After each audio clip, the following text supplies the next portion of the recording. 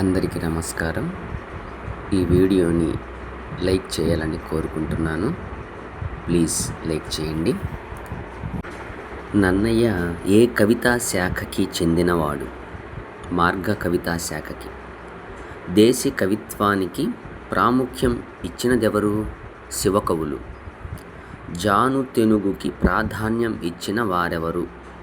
నన్నెచోడుడు, పాల్కురికి సోమన. శివకేశవుల అభేదాన్ని చాటి చెప్తూ హరిహర ద్వైత్వాన్ని బోధించినటువంటి కవి ఎవరు? తిక్కన. నన్నయ్య ప్రాధాన్యం ఇచ్చిన శాసన ఛందం ఏమిటి? మధ్యాక్కర. నన్నయ్య ఏ కవితా రూప రచనలో ప్రసిద్ధుడు? వృత్తపద్య రచనలో. తిక్కన ఏ ఛందస్సు ఎక్కువగా వాడాడు? కంద పద్యం.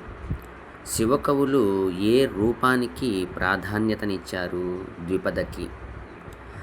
రాజవంశాల పేరుతో సాహిత్యముగా విభజన చేసినది ఎవరు? ఆరుద్ర. వర్ణాశ్రమ ధర్మ రక్షణ కోసం, వైదిక మత పునరుద్ధరణ కోసం వెలువడినట్టు చెప్పబడే కవిత్వం ఎవరిది అంటారు? నన్నయ్య కవిత్వం. భక్తికి రక్తికి పట్టం కట్టిన యుగమని ఏ యుగాన్ని అంటారు? శ్రీనాథ యుగం. శ్రీనాథుని ద్వారా ఏ ప్రక్రియ వికాసం చెందింది? కావ్య ప్రక్రియ. శ్రీనాథుడు ఏ పద్య రచనకి ప్రసిద్ధుడు? సీసపద్యాలకు. శ్రీనాథ పోతన కాలంలో ఏ భాషకి ప్రాధాన్యం ఉంది? సంస్కృత భాషకి. శ్రీనాథుని చాటువుల వల్ల ఏమి తెలుస్తుంది? సమకాలీన సామాజిక పరిస్థితి. రాయల కాలంలో ఏ రసానికి ప్రాముఖ్యం ఉంది? శృంగార రసానికి. ఏ యుగంలో దేశీ ప్రక్రియలు ఆదరణ అభివృద్ధి పొందాయి? దక్షిణాంధ్ర యుగంలో మరియు నాయకరాజుల యుగంలో. ఆధునిక యుగం ఎప్పటి నుండి ప్రారంభమైందంటారు? 19వ శతాబ్దం నుండి.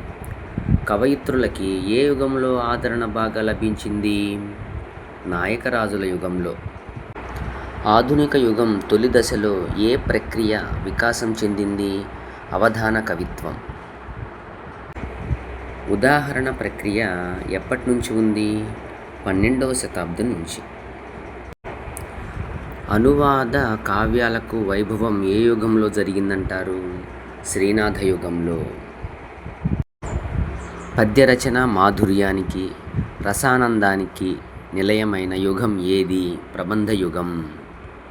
ప్రాచీన కవులు తమ అనుభవాలను, అభిప్రాయాలను, చమత్కార ప్రియత్వాన్ని వేటి ద్వారా వెల్లడించారు? చాటు కవిత్వం ద్వారా. చిత్రకవిత్వం దేనికి నిదర్శనం? పద్య వైభవానికి, పాండితి ప్రకర్షకి.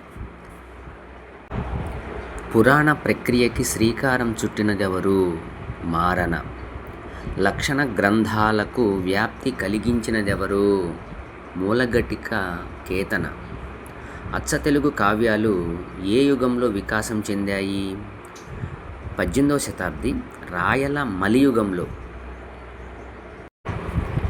తెలుగులోకి ఫ్రెంచి నుంచి వచ్చిన ఆధునిక ప్రసిద్ధ కవితా రూపకం వచన కవిత. ఆధునిక కవిత్వానికి నాందిగా చెప్పబడే కావ్యమేది? కట్టమంచివారి ముసలమ్మ మరణం. ఆధునిక కవిత్వానికి యుగకర్త ఎవరు? గురజాడ వెంకటప్పారావు. సీనారే తమ సిద్ధాంత వ్యాసంలో ఎవరిని యుగకర్తగా పేర్కొన్నారు? గురజాడ, రాయప్రోలును ఇద్దరిని పేర్కొన్నాడు. ఆధునిక కవిత్వ ధోరణి ఎప్పుడు మొదలైందనవచ్చు? 1910లో. తెలుగులో ప్రతీకవాద కావ్యాలేవి? త్వమేవాహం ఆరుద్రది, విశ్వంభర సీనారేది. భావచిత్రం లేదా పదచిత్రం గల కవులుగా ఎవరిని చెప్పాలి? గుంటూరు శేషేంద్ర శర్మ, అజంత, లేకుంట మోహన్ ప్రసాద్ మొదలైనవారు. తెలుగులో డాడాయిజంతో రాసిన కవులెవరు? శ్రీశ్రీ, శ్రీరంగం నారాయణబాబు. డాడాయిజం అంటే విధ్వంసనవాదం అని అర్థం. అధివాస్తవికత కవితకి ఉదాహరణ ఆటవెలది ద్విపది కత్తగారు. 5-3-2 ఆముక్తమాల్యద. శ్రీశ్రీ చెప్పాడు. హేతువాద కవులెవరు? త్రిపురనేని రామస్వామి, నార్ల, ముద్దుకృష్ణ.